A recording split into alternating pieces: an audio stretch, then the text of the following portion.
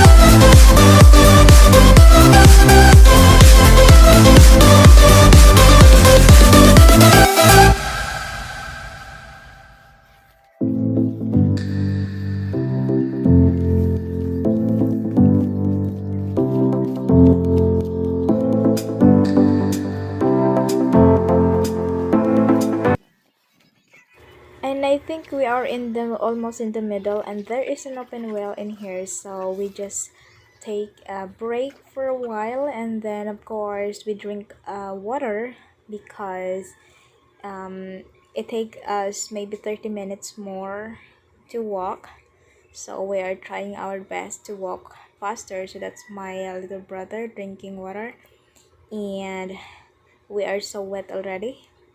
It's so hot, we don't have any umbrella at all.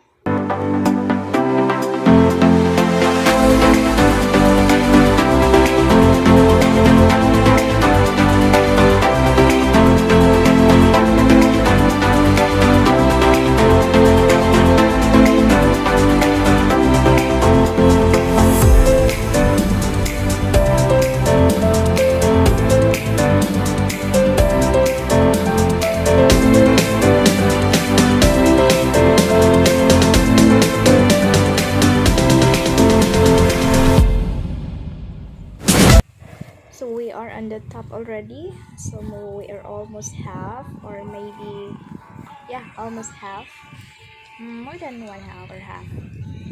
And then that's where we go. We need to go down there, and and that's my brother. Anyway, guys, so just bear with us, and we're going to proceed.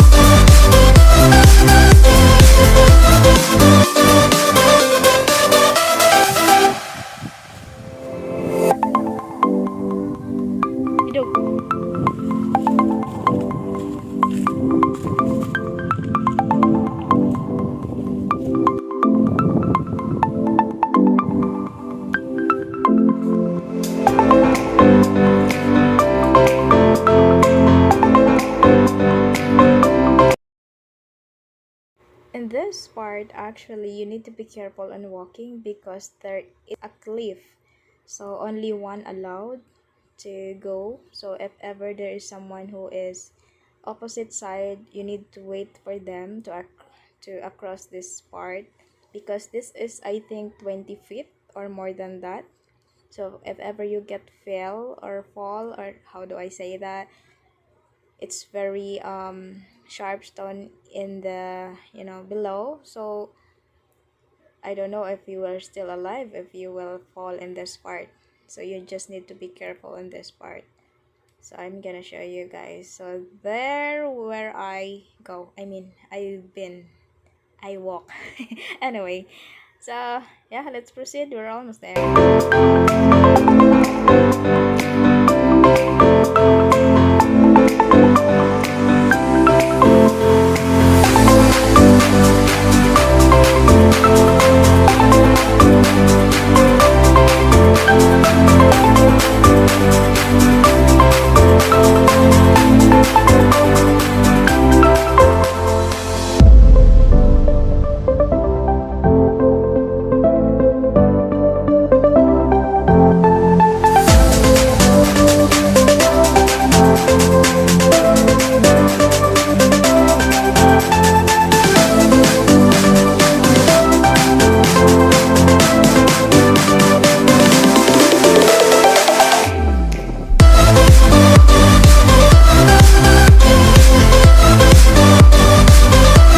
This is actually how you make your charcoal. There.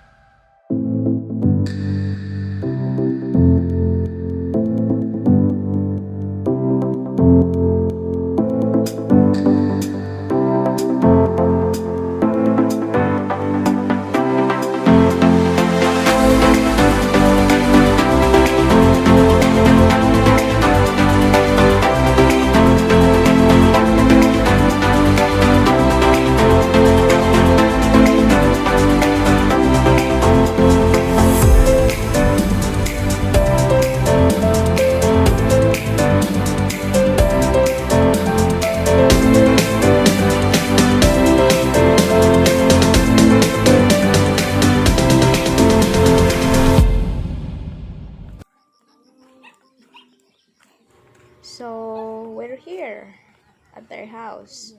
So their house is made of native house, is made of bamboo, and then made of grass. I mean the roof. Their roof is made of grass. So here we go. Since we're very thirsty, we need to drink water.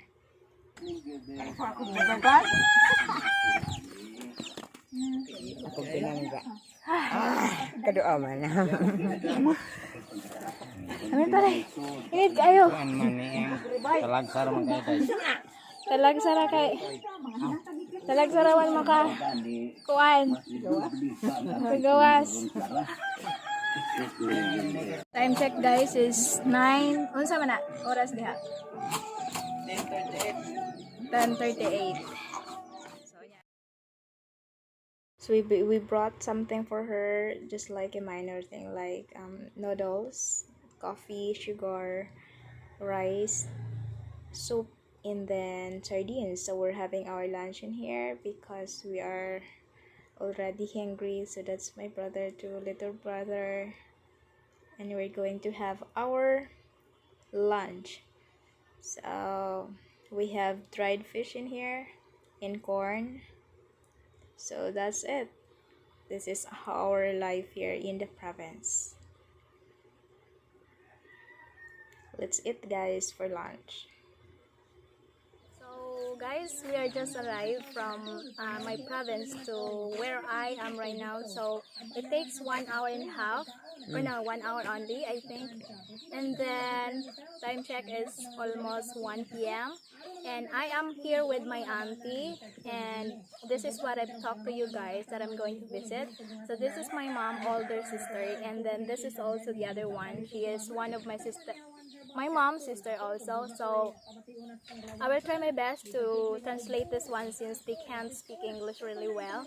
So I'm just going to translate it to you what they were going to say. So let's start with my auntie, and she has been 1 month of laying down in the bed. It's because she can't walk, and she feel like heartburn and things like that, like stomach ache. So forgive me guys if this is not a fluent interview. It's because this is my first time to have an interview. So, musta inyong kinabuhi diri day? Pagado gyud. So, unsa may inyong mga kuan diri kanang unsa may inyong ga kaingin mo or Kaingin lagi pero di pud maahuman lagi kay kaning kapoy ang lawas gyud. pila edad mo day? Tinta, mo sinta ito na karon. Abril. Okay, so my aunt is 73 years old, and then their source of living here is just to have a farming. So, unsa may inyong gikuhaan diri og pangwarta day? Uling. Okay, this Panguling. okay, just the same with my dad. So they are just making charcoal, and it takes time, you know that. It takes time to have money for the charcoal because of course you're going to cut the trees, and it's a lot of process actually. So I think you can just scroll down on my video so that you will see what is the process in having charcoal.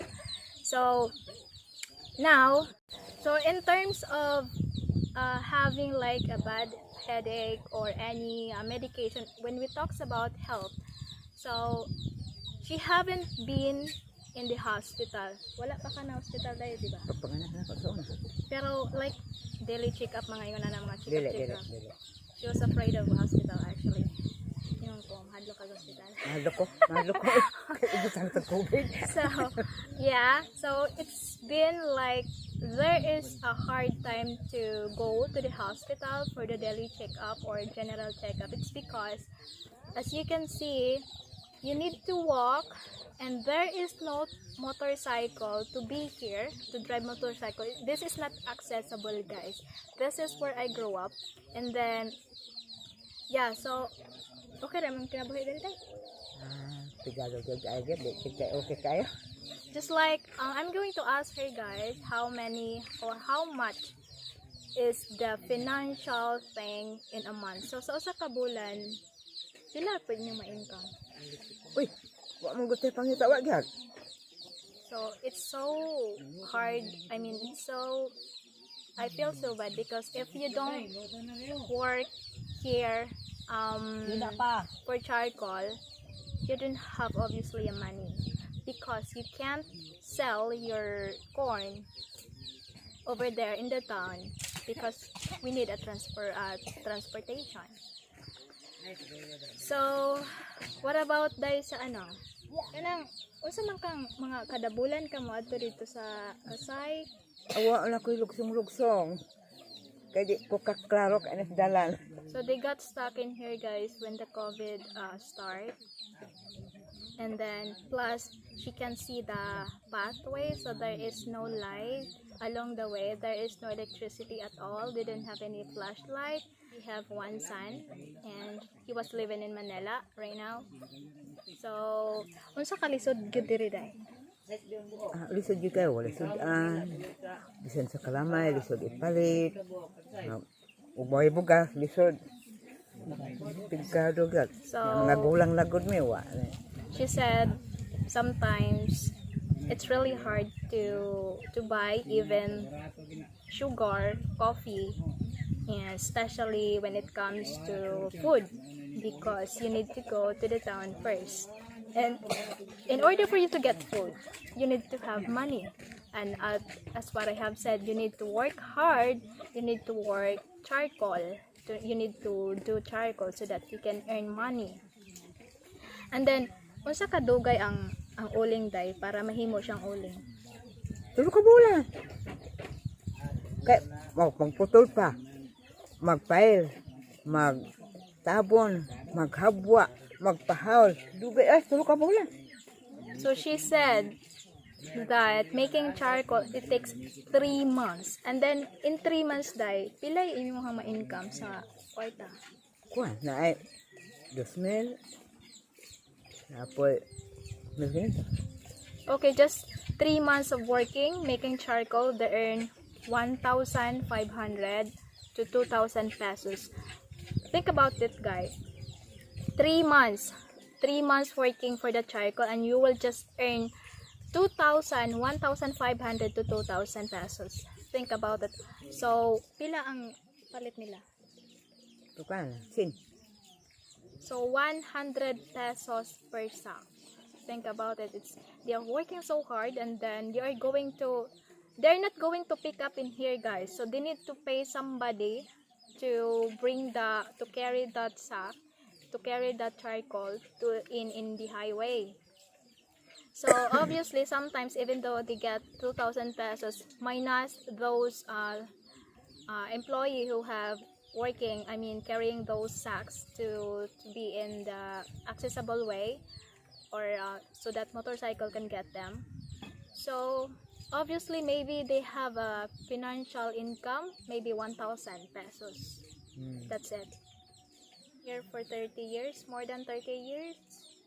So in that 30 years, day, naka-experience pa ba kang kinabuhi nga nindot? Wala gyud, wala. Sigado gyud. So as you can see in this area, guys, it's not very accessible. So she said, I was asking her if in that 30 years plus in living in here, if she have experienced like a good life or not, and then she said nothing ever since. So problem with her right eye ba day? Sa imong sa imong isa ka mata. Well, dili ka ana. Yeah.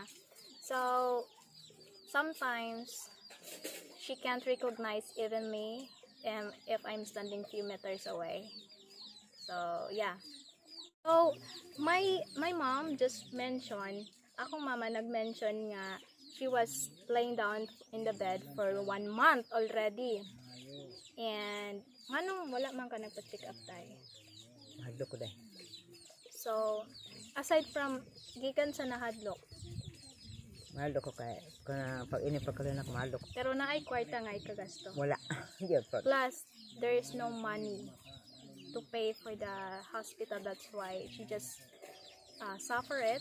She just carried it for 1 month, lying in the bed, throwing up, experiencing like suffer on the stomach. So she had a stomach ache for 1 month. So we couldn't we didn't have any clue what happened because she haven't been to the clinic. So, day, naka-experience ba gid mo nga nagpuyo mo nga dunay kuryente? Wala gyud. So, they never experience, guys, to have also electricity. Naabay mga tao nga nihatag nimo og kwarta. Wala. Buyag, wala eh. Dili. First like tabang. Wala. May mga related, mga pamilya sa imo bang mga bagumang. Ikaw nga ang nakakuan na. So guys, I'm the first one who brought something for her. Ikaw Thank you for my sponsor. And then, so I was asking her, guys, if did she receive something from her relatives or any like donation or any financial assistance to her. So she said I was the first one. So yeah, life in here, I've been here, I grew up in here. Dinhi ko na tawo, so I know how hard life is in here. So it's just very, if you can't survive without electricity and you can't survive eating like bulad or salted fish, just don't live in here, guys. So ayaw mo puyo diring dapita, hindi mo ka survive, okay? Kay lisod kayo, very far away, lisod kayo pag adtog Basay. It takes time like mga pila ka oras pa imong lakton before ka maabot sa Basay or sa town para ka makapalit og karni, isda, and everything that you need. So now, if you have low wala ga. So kanus ka last time nga ni adto og town dai? Asa? Dito sa kuan Basay. Oktubre pa to. So the last time that she was being in the town, that was October. Okay, she was a senior citizen already, but sad to say, I think the financial assistant for the senior citizen, pila yung financial assistant sa senior citizen? 3,000 kada bulan? Ay, 500 ha? 500 Oh, so 500 pesos every anong month. kabulan, 3,000. So unang kabulan na ng 3,000. Ano? Pag 500 naman ang bulan. Okay, so pag matingo ba siya? Mana, ikaw na kabulan mo lang makakuha ang kag 3,000. Makadawat ng 3,000. Unsa man ko na, makuha ang kag 3,000 ron. Bulan na. Iya pa po kag unang kabulan, usa pa po. Ya, usa man yung kanon ana. Okay guys, so they are just going to release that one they are just going to receive the financial of senior citizen every 6 months. 6 months? Every 6 months. So obviously 500 pesos every month, but they can't receive that one every month. So you need to count 1 to 6 months, and then after 6 months you will receive the 3,000 pesos. So equivalent of 500 pesos every month. So that is their they are just depending on that financial assistance for their like salt, dried fish, and then food also. So mangutan ako. So their farm, guys, is since they are both how do I say that, old, so their farm is not that big, and they don't have any pigs in here or any like cows, things like that. So, and it's good to see her because it's been a while I haven't seen her. Thank you so much. I think this will be the end of our interview, and I hope I can see her again. Dagan kay salamat sa imong panahon, day. Salamat po. So yeah, I think this is the end of my interview, and watching this interview, and then looking forward. Thank you so much. So guys, thank you so much to Vindor and Gordon. I'm going to give my aunt 1,000 pesos as you told me, guys. So thank you so much for that support. Thank you so much, Kuya Gordon, and then Vindor. Thank you so much for that help. So thank you so much for watching once again.